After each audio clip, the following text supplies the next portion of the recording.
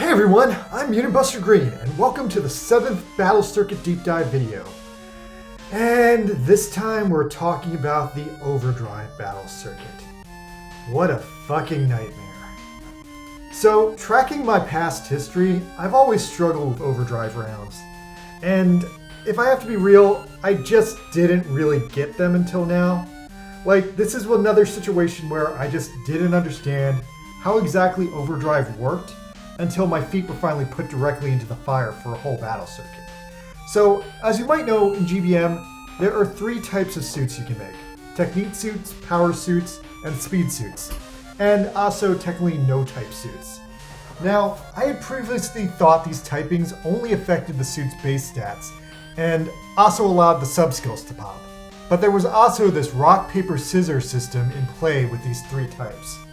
And in Overdrive mode, these 3 types are absolute necessaries.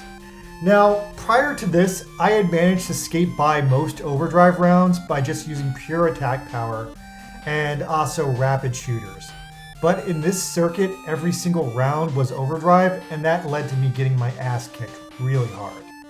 Now, in the first 10 rounds, I had some of my worst play showings since the first battle circuit. And as a result, I'm going to be extremely critical of my first 10 builds, and call them out if I realize they're crap. And I recognize that they probably won't be able to help anyone watching all that much. But for what it's worth, even though it took me over 2 hours to beat the first 10 rounds, because I died so much, I beat the second 10 rounds in under 1 hour without really dying at all. Now, I typically don't mind flipping over the table and beating the game in a totally abnormal way, but with this Overdrive battle circuit, that just really wasn't possible. And with the last battle circuit, of the 3 enemies you're going to be facing, again, the second one is the most deadly. It's an extremely pissed off Stark Jegan, and otherwise there's a Build Gundam Mark II, which is just pure cannon fodder, and then the boss is the Shin Musha Gundam. Now, interestingly, the Shin Musha doesn't actually have a ton of attacks, but it's a freaking tank. Like, it's pretty much there to block you and eventually take you down. So you're going to unfortunately need a ton of offense to take it down and win the battle. Now, in this battle circuit, because of the enemies you're facing, if you want to have yourself an easy time, you absolutely need to make every single suit in this battle circuit pop the technique tag. That means every suit you utilize has to have a dead minimum of 5 technique parts. Now, the best way to accomplish this is to pre-pick out the EX skills or anything else you need that's critical first for your build, and then try to use technique parts afterwards to cover any blanks in your build. Now, that being said, again, I did not do that the first 10 rounds, and therefore I got my ass kicked. But I did ultimately push through those first 10 rounds with pure stubbornness, piloting skills, and raw power. And I stand by my earlier claim that this is the hardest battle circuit since the first battle circuit, since this requires an extremely narrow and carefully selected pool of parts. And you know, they can't all be winners. That being said, I also didn't have a ton of technique parts to build 20 unique builds, so I also had to use a lot of obscure parts, do a lot of upgrading, and in general just way out of my comfort zone. Now, I'll say on a final note that the Overdrive mode does have one backdoor weakness. All the Overdrive suits are seemingly weak to any sort of mag rapid EX skill. So if it comes down to it and you absolutely can't build a technique suit, if you have a mag skill with enough shots, that can actually save your ass in a pinch. Anyway, so that's all I really have to say about beating this one. Now let's go down to the round by round breakdown and see how I did. Which was not great.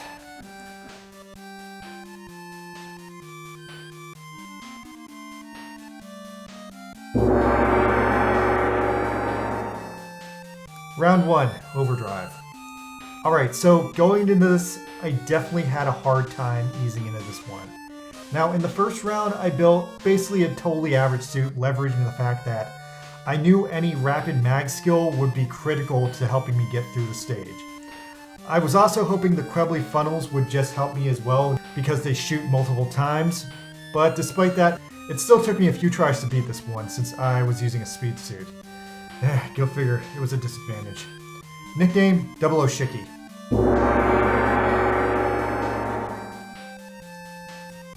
round 2 for base.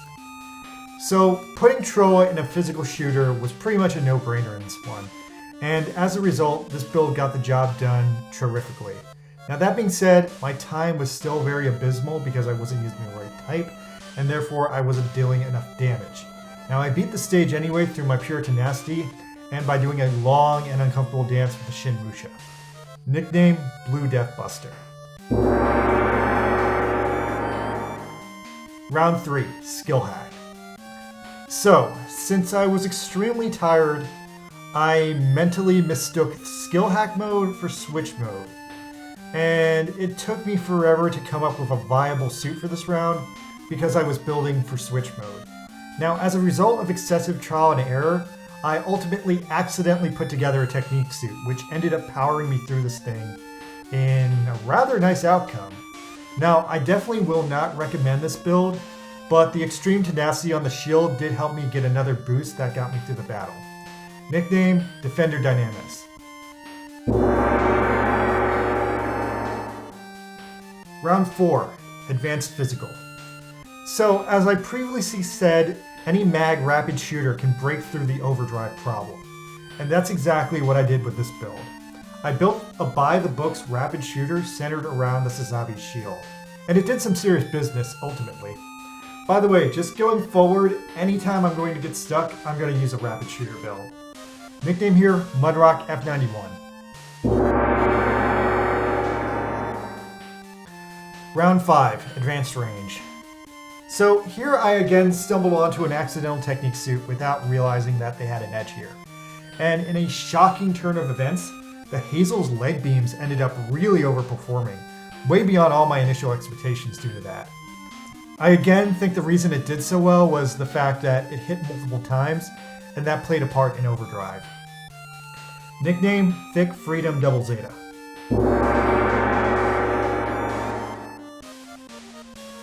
Round 6, Switch Mode 1. So here's another rapid shooter build, and I typically hate using the Santa Capsule, but because I was already into my second Switch Mode build, I used it and it came out alright. Now, I had another pretty hard time here, and I was literally one part off from having a technique suit. I came back after the fact and switched out the heavy arm legs, and by building this into a technique suit, I cleared it in 20 seconds.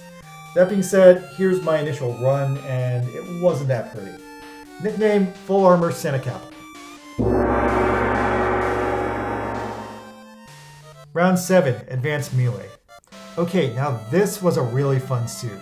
This was my first time putting together a build with the infamous Vidar legs, and I got some really good use on this build with the Code 5's assassination skill. Also, the beam carry shield was just perfection. Now, Rabarel has slowly turned out to be one of the best defensive pilots in the game, and this time around I ended up writing him out because he was one of the only technique defender pilots I had to use. Now, this suit took a massive beating, but its defense was so high it held out miraculously. Nickname, Late 2000s Assassin. Round 8, Beam Mode. So my round 8 build is pretty similar to a suit I've rocked in previous battle circuits, but with Overdrive in play, it really underperformed this time. Now in retrospect, it would not have taken much to change this into a technique suit, but I used it as a speed suit, and as a result, it barely worked because of the Overdrive debuff. Now because of that debuff, I actually managed to cancel it out using the Meteor Hopper's buff. Nickname, Nightingale Fenice. Round 9, High Firepower. Okay, now this here ended up being a pretty damn cool build. It used the first couple of Fenix pieces I was ready to part with, plus some pieces from the Tallgeese and the Vertigo to make a pretty strong boosted funnel user. Now it's not the most aesthetically pleasing to the eye, but it did get the job done pretty fast. Nickname, Tallgeese. Round 10, Advanced Skill Mode. Now, this suit should have been pretty OP, but I still had a pretty hard time being the stage since again used a speed suit, and that was too detrimental in this Overdrive mode. Now, nonetheless, it turned out to be a very unique build, and I did power through this round using extremely high shot attack, double rapid shooter skills, And yeah, again, rapid shooter skills will break the overdrive mode. Also, the Nightingale's head looks very alien on an otherwise normal Gundam body. Nickname, Xeno Gundam.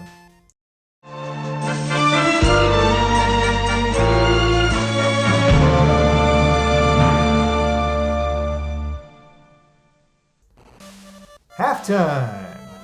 Hey people! So it's been a while since I took a break in between the middle of these, huh? Well, again, I had so much trouble in the first 10 rounds just trying to stay alive and trying to figure out my builds that things were so bad that my friends actually basically gave me an intervention. And they sat me down and told me that I really needed to use technique suits to beat the overdrive missions. And yeah, they were right. So in the second half, no matter what happened, I made sure that all of my builds were technique suits. And as a result, I didn't die at all in the second half. So that was a really refreshing switch up, and as a result I had to use a lot of different parts which were way outside my comfort zone. But it turned out okay, and it was nice to try new things. So anyway, let's continue. Round 11, for base 2. Alright, so coming in hot on round 2. Now this was my first technique build. But since I had to use some of my absolute weakest parts to make a technique build, it came out a little weird, with the exception of the extremely dangerous GN drive on this thing.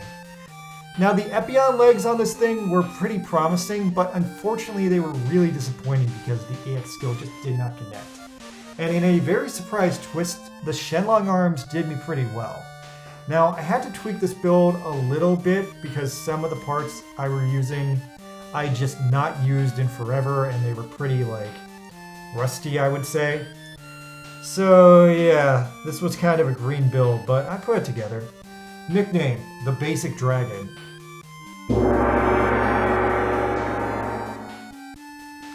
Round 12, Skill Hack 2. So here we have a typical Round 12 Tall Geese 3 head build. Except because of the technique part rule, I ended up using a lot of unusual parts on this one, and it turned out more of a V Gundam in the end. Now, it's pretty much normal in all the other areas, and otherwise it's, my typical skill hack strategy. Just buff up and then shoot. Nickname, Tall Victory. Round 13, Advanced Physical 2. So, despite using some more V8 parts, this is something a little bit familiar build-wise. Now, I've used a lot of these parts in the earlier battle circuits, so this one feels the most like a throwback unit. I guess because this battle circuit put so much pressure on me that I haven't felt since the earlier battle circuits, I decided to use some parts from the earlier battle circuits. So here we have a build featuring the Baowu arms and the Mac Knife legs, and the Cardigan backpack, which are all serious throwbacks to earlier battle circuits where I had to use those. Nickname, Mass Production Grenade King. Round 14, Advanced Range 2. Now, I realize in retrospect that almost all my round 2 builds ended up using V8 parts to pop the technique skill, at least in the first couple of rounds. Anyway, so this time around I used the head. And otherwise, this ended up being a crazy OP build. Using the EXS chest and a number of altered parts, it racked up the shot attack to over 25,000. So as much as I hate using SD parts, the call attack on the Night Gundam's Akashic Buster was kind of hilarious because it rains down instant hot death. I also totally wasted Sasabi's backpack on this build, and I just didn't need it. Nickname, Technical Superpower V8.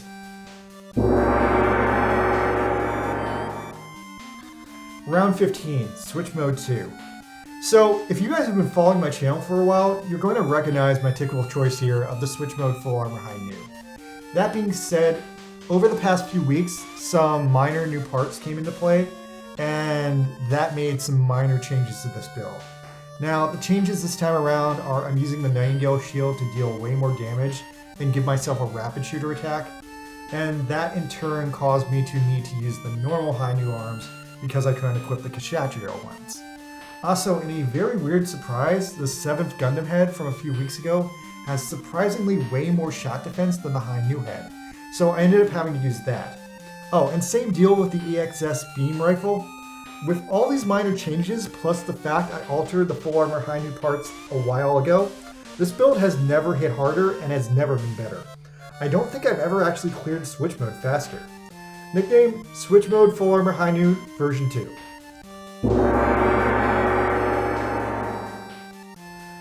Round 16, Advanced Melee. So, I kind of realized with the way this battle circuit is playing out that I probably wouldn't be using any of my melee parts at any point beyond this. So for that reason, I went all out and built my absolute best melee build here. So that gave me a lot of God Gundam parts, a lot of Epion parts, some Shining parts, and some Asteroid parts. And this thing is pretty much as OP as it gets for a melee build. Now, despite that, I unfortunately had to run the stage 3 times because I actually had a really hard time getting the attacks to connect with the enemies who were kind of shooting me non-stop. Nickname, Neo Japan Gundam. Round 17, Advanced Beam. So, with my last couple of builds here, I came in very hot and very OP. With the sole exception of the Hyperion Gundam arms on this build, which I was using to pop the technique tag, all the other parts in this thing are incredibly deadly serious. And that being said, despite having a very crazy high shot attack of over 20,000, this thing just did not hit as hard as I hoped it would. And I was having a little trouble with the first set of enemies, especially when my Lighthouse Cannon attack just did not connect properly. Otherwise, the Reborn's Cannon and the Versago chest break easily mopped up the second round villains. Nickname, Beam Cannon Gundam.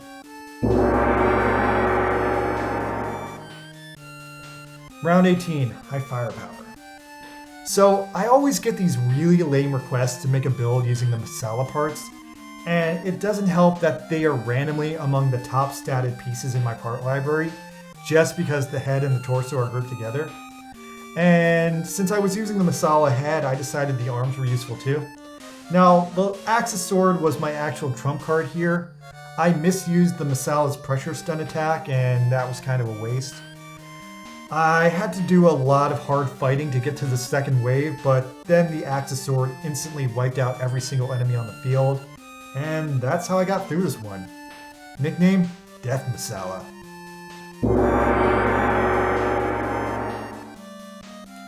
Round 19, Advanced Skill. So this ended up being one of my favorite aesthetic design choices, and that being said, this suit is also very, very OP. It's OP as hell. And it ended up getting me my time record for this circuit, where I cleared the stage in freaking 11 seconds. Every single hit was an instant one-hit KO. Nickname, Angel Phoenix.